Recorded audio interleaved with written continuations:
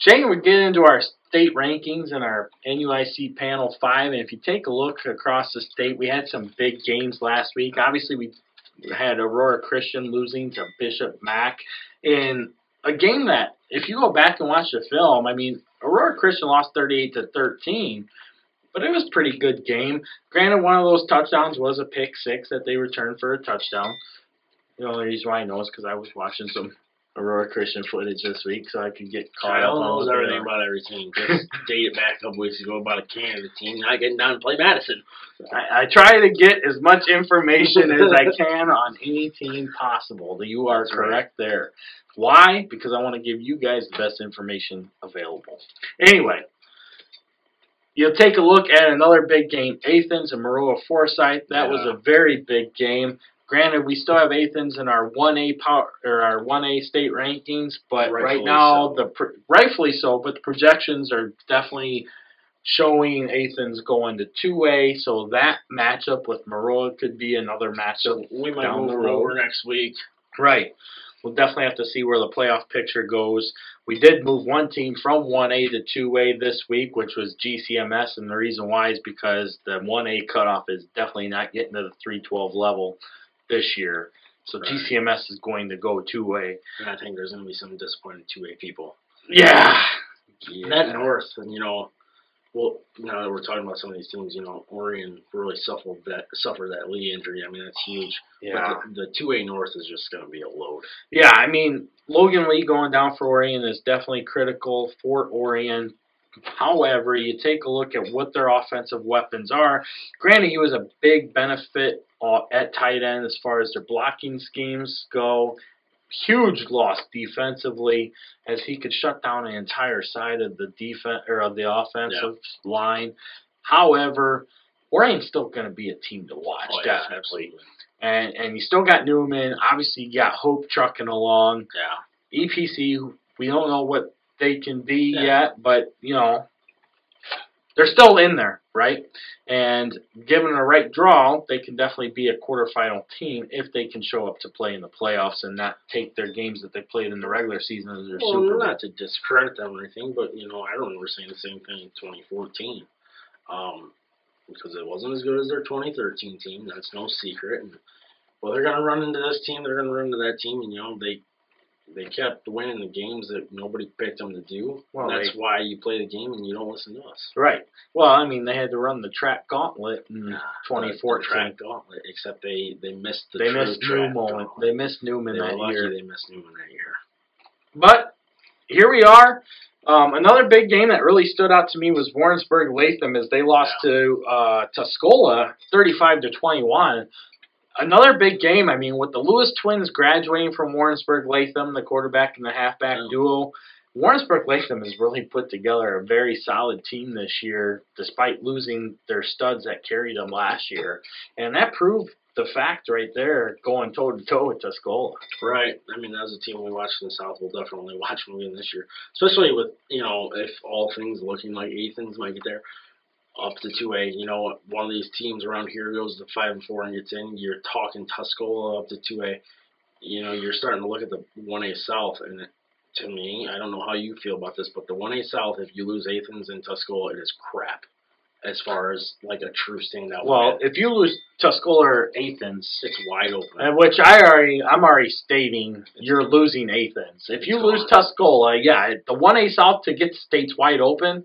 But you're going to go to Champaign and get drilled by whoever comes out of the North. Leon's or AC is going to win the title. Right, exactly. That's just where it's going to be.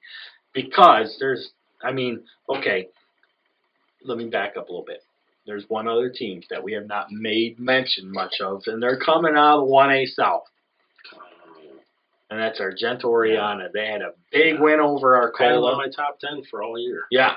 And the Bombers had a big win over Arcola last week. Not quite the score deficit as it was when Arcola played Tuscola, but it definitely gives me inclination that that could be a good matchup down the road. So we'll get into our our state rankings right now. All right, starting out in Class 1A with the move of GCMS going to Class 2A, my new number 1 in Class 1A is the Aurora Christian Eagles. Yes, they're 4-3. Yes, they have not actually clinched a playoff spot, but they will do that this Tired week. of hearing about them. I know. Number 2, Lena Winslow. At number 3, I have Athens. Number 4, Tuscola. Again, Athens, I definitely see could be going to 2A by next week once we get cleared of that playoff bubble. Right now, I personally have the cutoff at 298, which would be Tuscola 1A. Athens going to 2A. Number 5, I have Ottawa Marquette. At number 6, I have the Princes of Princeville. Number 7, the team we just got done mentioning, Argento Oriana. Number 8 is Milledgeville. Number 9, Foreston. And number 10, I have the Dakota Indians. Interesting, Kyle.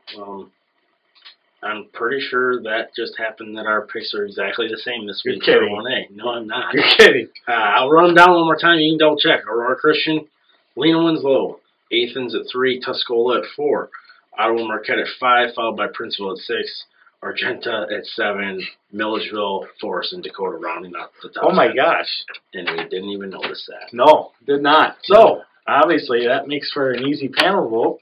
So, number 1, Aurora Christian. They lost to Bishop Mac 38-13, who is ranked number 4 in Class 3A. However, Bishop Mac's going to go 4A. At number 2 is Lena Winslow as they beat Warren 46-0 and improved to 6-1 and clinched their playoff berth. At number 5 is Athens. They come in with a 5-2 mark after they dropped that close one to the number 1 ranked team in Class 2A, Maroa Forsyth. But they're going to get a playoff clincher this week as well. Tuscola comes in at number 4 after they beat Warrensburg Latham, who was ranked number 15, 35-21. Tuscola improves to 6-1. At number 5 is Ottawa Marquette. They improved to 7-0 after they beat River Valley 63-0. At number 6, Princeville stays perfect with a 49-0 win over Stark County. Man, where have the Rebels gone? Yeah. At number 7 are the Bombers of Argento Oriana. They are perfect with that 22-9 win over our number 16 ranked Arcola Purple Riders. At number 8 is Milledgeville as they improved to 7-0. They beat AFC 46-6. At number 9, Foreston is 5-2 as they beat Galena 52-7. Once again, another prominent team that's gone down the river. At number 10, Dakota 6-1 with their tight win over Amboy 22-14, rounding out our Class 1A top 10. All right, Class 2A, at number 1, I have the GCMS Falcons as they move into our 2A poll. At number 2, I have Maroa Forsyth. I dropped them down a spot. At number 3, I have the Orion Chargers. At number 4, St. Teresa. At number 5, the Sterling Newman Comets. Coming in at number 6, the Chicago Hope. And, you know, you could toss any of those 6 up in the air, flip them around. Wherever comes down. Yeah, because that's your state title chances right there, those 6 teams. 7, EPC. Number 8 is Carthage Illini West. At number 9, I have Pana. And at number 10 is Nashville. Very nice, Kyle. Just a couple differences between you and me. GCMS number 1, followed by Maroa Forsyth at 2. I have Orion at 3, followed by Sterling Newman at 4. 5 would be St. Teresa, followed by Hope at 6. 7 would be Illini West, followed by EPC, Pana, and Nashville rounding out the top 10. There you go. Very good. So our panel vote goes like this. At number 1, GCMS, after they beat Leroy 48-0. At number 2 is Maroa Forsyth as they beat Athens 21-20 to remain undefeated. Hopefully the AP gets Athens right because obviously they've lost to Williamsville, who's ranked in 3A. They've lost to Maroa Forsyth, who's ranked number 1, number 2 in 2A. Here they are playing with the defending Class 2A state runner-up, and you got them with 1 vote in 1A. AP is clueless. Yes, very much so. Number 3 is Orion as they beat Morrison 49-13 to improve to 7-0. At number 4, we have St. Teresa as they moved to 7-0 after they beat Okaw Valley 66-0. Number 5, Sterling Newman as they improved to 6-1. They beat Spring Valley Hall 27-0 after the game got postponed on Friday, had to be played Saturday. Number 6 comes Chicago Hope. They are 5-2. They beat Chicago Leo 46-14. Remember the beginning of the year, Chicago Leo was being talked about being the team to make the playoffs. Yeah. Not going to happen. Number 7, Carthage Illini West comes in at the perfect 7-0 mark after they beat South Fulton 70-6. Extra points. Shane drops the pen right there. Extra points. Extra points gets you extra playoff points, right? Yep. That's not the way it works. Number 8, EPC is 7-0 as they beat West Carroll 40-12. At number 9, Pena comes in with a 6-1 record after they beat Piazza Southwestern 37-6, and Nashville comes in at number 10 with their 6-1 mark. They beat Pinckneyville 24-3. Moving on to our NUIC Power 5, obviously we're going to have John sit in and give us what he feels is his NUIC Power 5 as well, but I'll take the lead on it. Number 1, I have the EPC Wildcats as they improved to 7-0 last week with their win against West Carroll. At number 2, Lena Winslow, so not much change there, EPC, Lena Winslow. And number 3 is Milledgeville as they improved to 7-0. And this is going to start becoming a repeat. Number 4 is Forreston. Yes, Forreston, they're 5-2. They have not lost since they lost to EPC back in week 4. And then you got Dakota rounding out the Power 5 with their 6-1 mark right now as they get ready to take on EPC this week. Yeah, Kyle. My Power 5 hasn't changed for a few weeks here. It's exactly the same as yours. EPC, Lena Winslow, Milledgeville, Forest, and Dakota. We're going to have some shake-up with that next week. Oh, I definitely agree with that. John, what do you got? I got EPC at number 1, winning the big conference. Got to put them there. Lee Win at number 2, defending state champs. Milledgeville, I think, undefeated, gonna win the big small conference. Deserve to be there. Forreston at number 4, and then got to get them in there. Orangeville at number 5. All right. And Carrie's Power 5 is very similar to what John just stated. At number 1 is Lena Winslow. At number 2 is EPC. At number 3 is Milledgeville. Number 4 is Forreston. And rounding out her Power 5 are the Orangeville Broncos. So going into our panel Power 5, at number 1 are the EPC Wildcats with that perfect 7-0 mark. At number 2 is Lena Winslow with the 6-1 mark. And number 3 are the Milledgeville Missiles as they come in perfect as well as 7-0 in the upstate side of the conference. At number 4, the Forreston Cardinals as they are 5-2. And rounding out our Power 5 are the Dakota Indians with their 6-1 mark.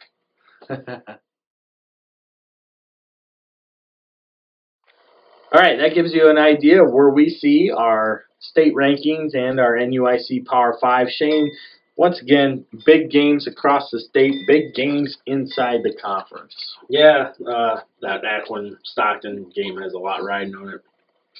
Akron's trying to get to that 5 spot. Stockton's trying to get to that 6 spot, get in the playoffs. Ultimately, that's what we play for. So, and then on the big side, a win by EPC clinches the conference. If Dakota happens to beat EPC, the conference game will then fall to the following week if Dakota can somehow beat Winslow. So, conference is up for grabs in the Northwest this week. And some other big games, Amboy, Galena. That's intriguing as well. Yeah, I mean, like we stated, both teams are out of playoff contention, but the teams that they faced on the upstate side of the conference are wanting to get those playoff points. Yeah. River Ridge still technically is in it. They need to come up with an upset win of Milledgeville this week, which trap game could definitely see happening, possible, but I got Milledgeville favored in that one, as absolutely. did you. Yeah. Stockton, Akron, like you stated, big game there. And obviously we're a split on our pick, but man, that's going to be a great game to watch. Dakota, DPC has a lot on it as well, seeding-wise. Both teams are in, just where they're going to fall. Yeah. It's a great week. It's great to see that week 8, this late in the season, still has the potential to determine a playoff champion, a conference champion.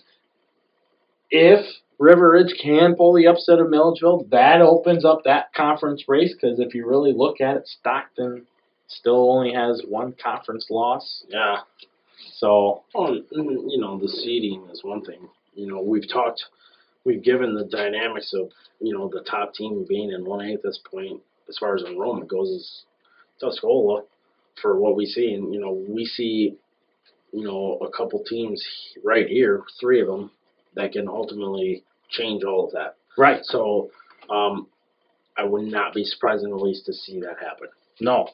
And I'm kind of banking on that happening. I mean, we've already threw it out there, and it's a very, very possible opportunity. Aquin wins this week to get win number 5. They're in, and it changes everything. If Stockton if Stockton loses this week and then beats Orangeville next week, they're in. Right. Orangeville's in.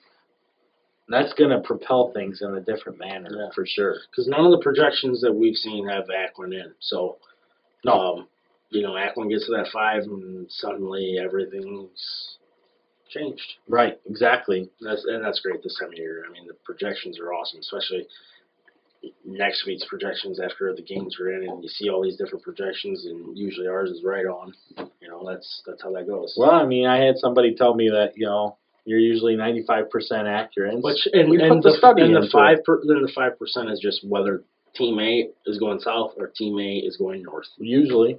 Yeah. But that's what makes it fun. You're absolutely right. I love doing the predictions. I love looking at the predictions. I love seeing Stussy's predictions. All of them. They're just fun to see where everybody's got different dynamics and the possibilities. Yeah.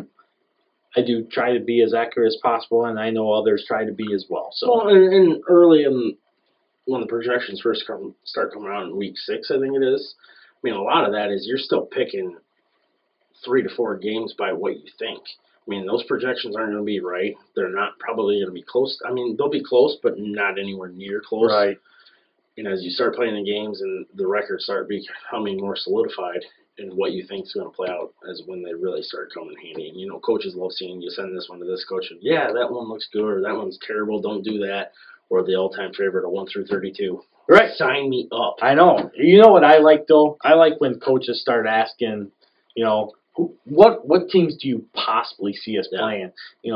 Where can we fall in? I love getting those questions because that just gives me more wanting to get into it and dig it up and get the information so that they get the information. Right. So, anyway, another great week in store.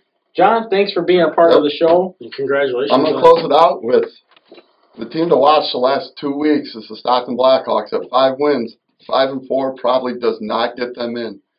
This week, I picked them to beat Aquin because next week I want it to be a playoff game against Orangeville. So we're playing for seeding. Yeah, definitely. I mean, you can't deny that fact. I mean, you're absolutely right, John. Stockton at 5-4 does not get in. They're not going to have enough playoff points. The only way they can is if West Carroll can pull off some games for them, which they should get them 1 point. But they need Warren to get them a point with a win over Westmont this week. I don't see that happening. No. So Stockton at 5-4 right now, where I project them is 36 playoff points. The cutoff is at 37 points. 5-4, Stockton's out. But that gives you a look at where we're at going into Week 8. It's going to be a great week. Get out to the games. As always, root for the NUIC.